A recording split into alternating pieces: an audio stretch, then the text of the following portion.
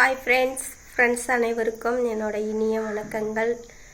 இன்றைக்கான வீடியோ வந்துட்டு பெண் பிள்ளைகளை பற்றின வீடியோ தான். சரிங்களா, நம்ம வீடியோக்குள்ளே வந்துடலாம். அதாவது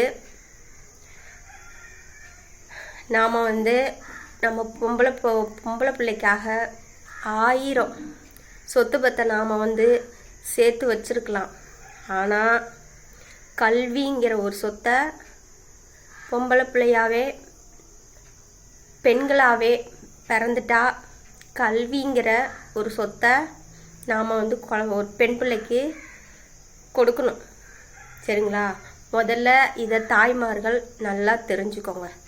சரிங்களா, நிறைய அப்பா அம்மாக்கள் என்ன நினைப்பாங்க, நாம் பொம்பளை பிள்ளையை கட்டி கொடுக்க தானே போகிறோம், அதை எதுக்கு நாம் போய் படிக்க வச்சுட்டு நம்ம தான் கட்டி கொடுக்கையில் ஏகப்பட்ட சீர்வரிசையெல்லாம் நாம் கொடுக்குறோமே, அப்புறம் எதுக்காக நம்ம பொம்பளை பிள்ளையை படிக்க வைக்கணும்.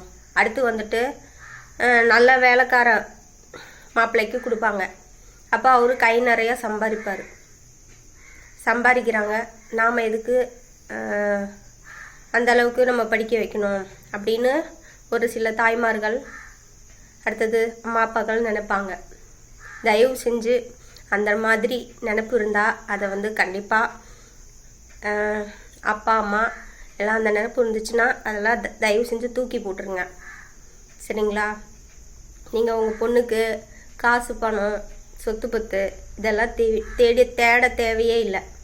இந்த கல்விங்கிற ஒரு சொத்தை மட்டும் நீங்கள் அந்த பொம்பளை பிள்ளைக்கு கொடுத்தீங்கன்னா அதோட வாழ்க்கைக்கு அந்த கல்வி பெரிய உதவியாக இருக்கும். முதல்ல இதை அம்மா அப்பாக்கள் நல்லா தெரிஞ்சுக்கோங்க.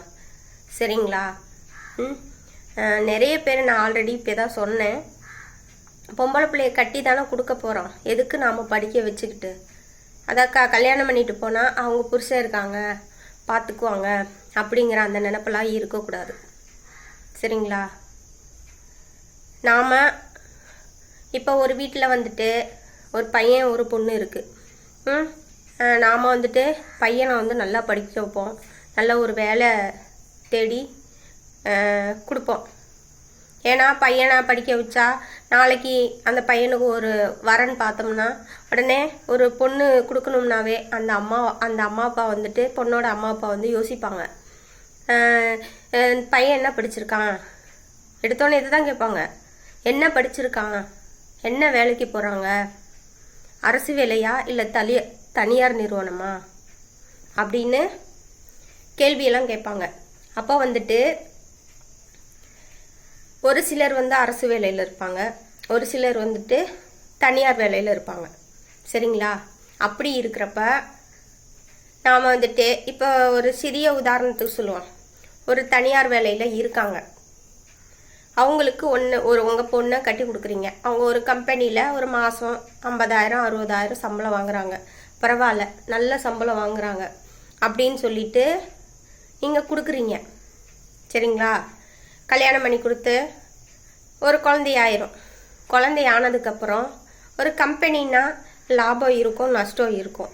அப்போ என்ன ஆகும், அந்த கம்பெனி ஏதோ ஒரு லாஸில் வரும். அப்போ என்ன ஆகும், அந்த கம்பெனி என்ன பண்ணுவாங்க, இழுத்து மூடிடுவாங்க.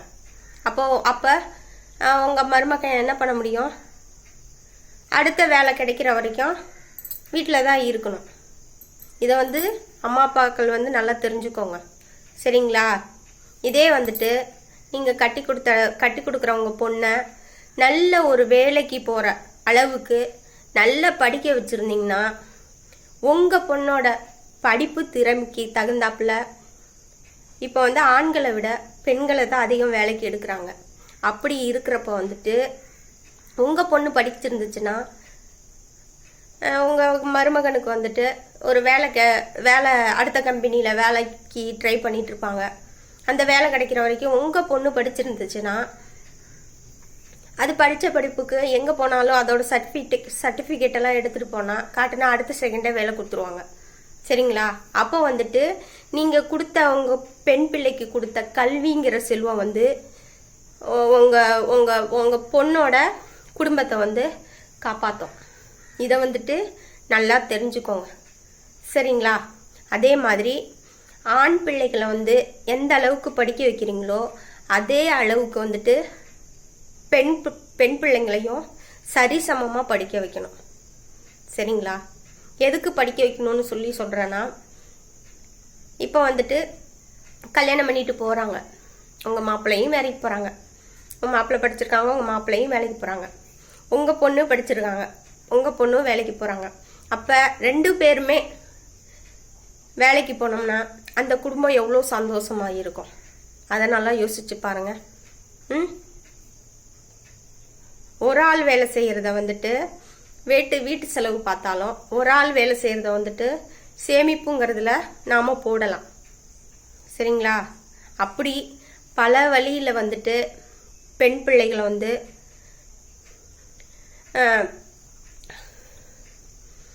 படிக்க வைக்கணும். கண்டிப்பாக படிக்க வைக்கணுங்க. இப்போ வந்துட்டு ஆண்களை விட பெண்கள் வந்துட்டு ஒரு இடத்துல வந்து ஒரு வரன் தேடி வர்றாங்க. ஒரு வீட்டில் ஒரு பெண் குழந்தை தான் இருக்கும். சரிங்களா? பசங்க யாரும் இருக்க மாட்டாங்க, ஒரு பொம்பளை பிள்ளை தான் இருக்கும். அந்த பொண்ணை அந்த வீட்டில் இருக்க அம்மா அப்பா பையனுக்கு பையனா பொண்ணுக்கு பொண்ணா வளர்த்து அதை படிக்க வச்சு அதை ஒரு வேலைக்கு அனுப்பிச்சி விட்றாங்க. அது ஒரு நல்ல சம்பளம் எடுக்குது. நல்லா நான் சொல்கிற கருத்தை கேட்டுக்கோங்க. நல்ல சம்பளம் எடுக்குது. அந்த பொண்ணு என்ன நினைக்கும், நாம கட்டிக்கிட்டு போயிட்டா நம்ம அம்மா அப்பா வந்துட்டு தனியாக இருப்பாங்க அப்படின்னு இப்போ இருக்க ட்ரெண்டிங் கேர்ள்ஸ் வந்து யோசிக்கிறாங்க. நாம அம்மா அப்பா வந்து தனியாக இருக்கிறாங்க, அப்போ அவங்கள வந்துட்டு யார் பாப்பா அப்படின்னு யோசிச்சுட்டு பொண்ணு கேட்டு வரவங்கக்கிட்ட வந்து உங்கள் பொண்ணு சொல்லும், நான் கல்யாணத்துக்கெல்லாம் எனக்கு மாப்பிள்ளை பிடிச்சிருக்கு, நான் கட்டிக்கிறேன். அடுத்தது நான் கல்யாணம் பண்ணிட்டு போனால் நான் வேலைக்கு போவேன். நான் வேலைக்கு போயிட்டு என்னோட சம்பளத்தை வந்து எங்கள் அம்மா அப்பாவுக்கு நான் கொடுப்பேன். இதுக்கு சம்மதம்னா நான் உங்கள் பையனை கல்யாணம் பண்ணிக்கிறேன், இல்லைன்னா எனக்கு வேண்டாம் அப்படின்னு இப்போ இருக்க ட்ரெண்டிங் கேர்ள்ஸ்லாம் பேசி கட்டி கல்யாணம் பண்ணுறாங்க. அப்போ பார்த்துக்கோங்க, எதுக்காக நம்ம பொம்பளை பிள்ளையை படிக்க வைக்கிறோம்? இந்த கல்விங்கிற ஒரு செல்வம் இருந்தால் நாம் வந்துட்டு 1000 நகை நெட்டு போடுறோம், 1000 சொத்து பத்து எழுதி கல்யாணம் பண்ணி கொடுக்கல 1000 பவுன் நகை போடுறோம், பாத்திரம் பண்டம் எல்லா சீர்வரிசையும் கொடுக்குறோம், மாப்பிள்ளைக்கு பவுன் போடுறோம், அடுத்து மாப்பிள்ளை என்ன கேட்குறாங்களோ எல்லாமே வாங்கி கொடுக்குறோம். சரிங்களா? அதெல்லாம் வந்துட்டு என்னைக்கு நிரந்தரமாக இருக்காது. ஆனால் இந்த கல்விங்கிற ஒரு சொத்து மட்டும் எப்போவுமே நிரந்தரமாக இருக்குங்க. சரிங்களா? அதனால் பெண் பிள்ளைங்களை வந்துட்டு தயவு செஞ்சு படிக்க வைங்க. சரிங்களா? கட்டி தானே கொடுக்க போகிறோம், அதை எதுக்கு நாம் படிக்க வச்சுக்கிட்டு அப்படின்னு ஒரு காலமும் நினைக்கக்கூடாது. பொம்பளை பிள்ளைங்களை படிக்க வச்சா தான் கட்டிக்கிட்டு போகிற வீட்டில் ஒரு கணவனுக்கே ஒரு வருமானம் ரொம்ப கம்மியாக இருக்குது. அப்போ என்ன பண்ணோம், நானும் வேலைக்கு போகிறேன், 2 பேரும் வேலைக்கு போனால் நம்ம குடும்பத்தை ஓட்டலாம் அப்படின்னு அந்த பொண்ணு யோசிக்கும். யோசிக்கிறப்ப நீங்கள் கொடுத்த அந்த கல்விங்கிற செல்வம் வந்து உங்கள் பொண்ணோட வாழ்க்கைக்கு ரொம்ப முக்கியத்துவமாக இருக்கும். இதை வந்து நல்லா தாய்மார்கள் நல்லா தெரிஞ்சுக்கோங்க. சரிங்களா? அதனால் தயவு செஞ்சு பொம்பளை பிள்ளைங்கள படிக்க வைங்க. ஆண்களாக இருந்தாலும் சரி, பெண்களாக இருந்தாலும் சரி, படிக்க வைங்க. உங்கள் பிள்ளை படிக்கிறானா நீங்கள் கேளுங்க, எந்த தம்பி உனக்கு என்ன பிடிச்சிருக்கு, எந்த சப்ஜெக்ட்டுக்கு நீ படிக்க போகிற, எந்த வேலைக்கு படிக்க போகிற சொல்லுப்பா, நான் படிக்க வைக்கிறேன் அப்படின்னு நீங்கள் படிக்க வைங்க. படிக்க வச்சா மட்டும் பத்தாதுங்க, நீங்கள் படிக்க வைக்கிறப்ப எந்த அளவுக்கு கஷ்டப்படுறீங்களோ அந்த கஷ்டத்தெல்லாம் உங்கள் குழந்தைக்கு நீங்கள் சொல்லி கொடுத்து வளர்க்கணும். நான் இந்த அளவுக்கு நான் படிக்கிறேன், நான் இந்த அளவுக்கு கஷ்டப்பட்டு நான் உன்னை படிக்க வைக்கிறேன்ப்பா, என்னோட கஷ்டம் வீணாக போகாத அளவுக்கு நீ வந்து படிக்கணும் அப்படின்னு நீங்கள் குழந்தைக்கு வந்து சொல்லி கொடுக்கணும். 1 ரூபாய் காசு சம்பாதிக்கிறதுக்கு எவ்வளோ கஷ்டப்படணுங்கிறத உங்கள் குழந்தைக்கு சொல்லி சொல்லி வளர்க்கணும். சரிங்களா? ஆணாக இருந்தாலும் சரி, பெண்ணாக இருந்தாலும் சரி, வீட்டோட கஷ்டத்தை சொல்லி சொல்லி குழந்தைங்கள வளர்க்கணும். அடுத்தது மெயினாக ஆண் பிள்ளைகளையும் படிக்க வைக்கணும், பெண் பிள்ளைகளையும் படிக்க வைக்கணும். சரிங்களா? இப்போ எங்கே போனாலும் அந்த காலத்தில் பொண்ணு படிச்சிருந்தாலும் சரி, படிக்கலைனாலும் சரி, கட்டிட்டு போயிடுவாங்க. ஆனால் இப்போ இருக்க காலகட்டத்தில் அப்படியெல்லாம் கிடையாது. மாப்பிள்ளை பெரிய பெரிய பெரிய படிப்பெல்லாம் படிச்சிருப்பாங்க. அப்போ வந்துட்டு நான் இந்த அளவுக்கு படிச்சிருக்கேன், அப்போ வந்து என் அளவுக்கு படித்த பொண்ணு எனக்கு வேணும் அப்படின்னு படித்த பொண்ணாக தேடுவாங்க. அது எதுக்கு படித்த பொண்ணாக தேடுறாங்க சொல்லுங்க பாப்போம். நாம் கஷ்டப்படுறப்ப, நாம் கஷ்டத்தில் இருக்கிறப்ப, நம்மளோட மனைவி படிச்சிருந்தாங்கன்னா ஒரு இடத்துக்கு வேலைக்கு போய் நம்ம குடும்பத்தை நாம் நடத்தலாம் அப்படின்னு அந்த பையன் மனசில் நினச்சிக்கிட்டு தான் படித்த பொண்ணா எனக்கு வேணும் அப்படின்னு நிறைய பசங்களை இப்போ வந்து நினச்சிட்ருக்காங்க. சரிங்களா? அதை நல்லா புரிஞ்சுக்கோங்க. அதனால் தயவு செஞ்சு பெண் பிள்ளைகளை வந்துட்டு, ஆண் பிள்ளைகள் பெண் பிள்ளைகள் எல்லாரையும் படிக்க வைங்க. வீட்டில் இருக்கிற கஷ்ட நஷ்டங்களை சொல்லி சொல்லி படிக்க வைங்க. ஒரு காலேஜ் ஃபீஸ் கட்டுறதுக்கு எந்த அளவுக்கு அந்த ஃபீஸை நாம் வந்து ரெடி பண்ணி கொடுக்கறதுக்கு எவ்வளோ கஷ்டப்படுறோங்கிறதையும் உங்கள் குழந்தைங்களுக்கு சொல்லி சொல்லி புரிய வச்சு உங்கள் பிள்ளைங்கள நீங்கள் வளர்க்கணும். எதுக்கு நான் சொல்கிறேன்னா, நம்ம அம்மா நம்ம அப்பா இந்த காசு வாங்கிறதுக்கு எவ்வளோ கஷ்டப்படுறாங்க, அப்போ அந்த காசு வீணாக போகக்கூடாது, அந்த அளவுக்கு நம்ம படிக்கணும் அப்படின்னு வந்து உங்கள் புள்ள நினைக்கணும். அந்த அளவுக்கு நீங்கள் உங்கள் பிள்ளைங்களுக்கு சொல்லி சொல்லி பிள்ளைங்கள வளர்க்கணும். அப்போ தான் பிள்ளைங்க வந்து புரிஞ்சுக்கிட்டு உங்களோட கஷ்டத்தெல்லாம் புரிஞ்சுக்கிட்டு படிப்பாங்க. சரிங்களா? இப்போ ஒரு சிலர் என்ன பண்ணுறாங்கன்னா, பிள்ளைங்க கேட்குறாங்கன்னு சொல்லிட்டு, ஆனால் அவங்க வீட்டில் செலவு பண்ணுறதுக்கு சாப்பாட்டுக்கே ரொம்ப கஷ்டமாக இருக்கும். ஆனால் அந்த பிள்ளை கேட்டுச்சுன்னா கடனை உடனே வாங்கியாவது அந்த பொருளை வாங்கி கொடுத்துருவாங்க. ஆனால் அந்த பொருள் எப்படி வந்துச்சுன்னு அந்த பிள்ளைக்கு தெரியாது. அப்போ நீங்கள் என்ன பண்ணணும்? சொல்லணும், இந்த பொருள் வாங்குறதுக்கு நான் இத்தனை பேர்கிட்ட கடன் வாங்கினேன், அப்போ இந்த கடனை கட்டணும்னா நான் எவ்வளோ கஷ்டப்படணும் அப்படிங்கிறதெல்லாம் சொல்லணும். சொன்னீங்கன்னா தான் உங்கள் குழந்தைங்க உங்கள் கஷ்டத்தை புரிஞ்சு நடந்துக்குவாங்க. சரிங்களா? அதனால் பெண் பிள்ளைகளாக இருந்தாலும் சரி, ஆண் பிள்ளைகளாக இருந்தாலும் சரி, எல்லாருக்குமே கல்விங்கிற ஒரு செல்வத்தை தயவு செஞ்சு அம்மா அப்பாக்கள் சம்பாதிச்சு கொடுங்க. சரிங்களா? அந்த கல்விங்கிற செல்வம் தான் நாளைக்கு உங்களுக்கு முடியாத காலத்தில் உங்களை வந்து கவனிச்சுக்கும். சரிங்களா? உங்கள் பிள்ளைங்க பையனும் சரி பொண்ணும் சரி படித்து நல்ல ஒரு வேலைக்கு போயிட்டாங்கன்னா நாளைக்கு கல்யாணம் பண்ணிட்டு போனதுக்கப்புறம் உங்களுக்கு வயசாயிருச்சுன்னா உங்களால் வேலை வெட்டி செய்ய முடியாது. அப்போ நீங்கள் என்ன பண்ணுவீங்க? உங்கள் பிள்ளைங்களோட கையை தான் எதிர்பார்த்துட்டு இருக்கணும். அப்போது வந்துட்டு நீங்கள் வந்து கொடுத்த கல்விங்கிற செல்வம் உங்கள் பிள்ளைகளுக்கும் சோறு போடும், உங்களுக்கும் சோறு போடும்.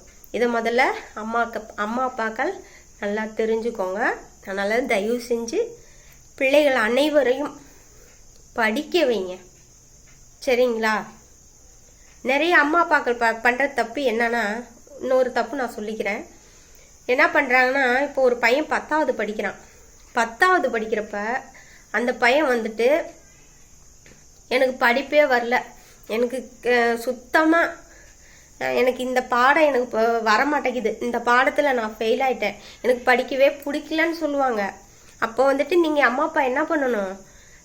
உனக்கு எந்த பாடம் வரல சொல்லுப்பான்னு சொல்லிட்டு அந்த பாடம் சம்மந்தமாக நீங்கள் டியூஷன் அனுப்பிச்சி விடுங்க. டியூஷன் அனுப்பிச்சி விட்டு எந்த பாடத்தில் ஃபெயில் ஆனானோ அந்த பாடத்துக்கு கிளாஸ்க்கு அனுப்பிச்சி விட்டு அந்த பாடத்தை திரும்ப திரும்ப எழுத சொல்லுங்கள். எழுத சொன்னீங்கன்னா அந்த ஃபெயிலான பாடத்தை படித்து மைண்டில் ஏறி திரும்ப அந்த ஃபெயிலான பாடத்துலேருந்து பாஸ் பண்ணிடுவான். சரிங்களா? அப்போ வந்துட்டு உங்களுக்கு பிள்ளைங்களுக்கு வந்து படிக்க அந்த ஆர்வம் வரும். சரிங்களா? இதை முதல்ல நிறைய அம்மா அப்பாக்களுக்கு இந்த விஷயம் தெரிய மாட்டேங்குது. என்னோட வீடியோ பார்த்துட்டு இதை வந்து தெரிஞ்சுக்கோங்க. சரிங்களா? என் பிள்ளை படிக்க மாட்டேங்கிறான், எனக்கு பிடிக்கலங்கிறதுனால அதை அப்படியே ஒதுக்கி வச்சிடாதீங்க.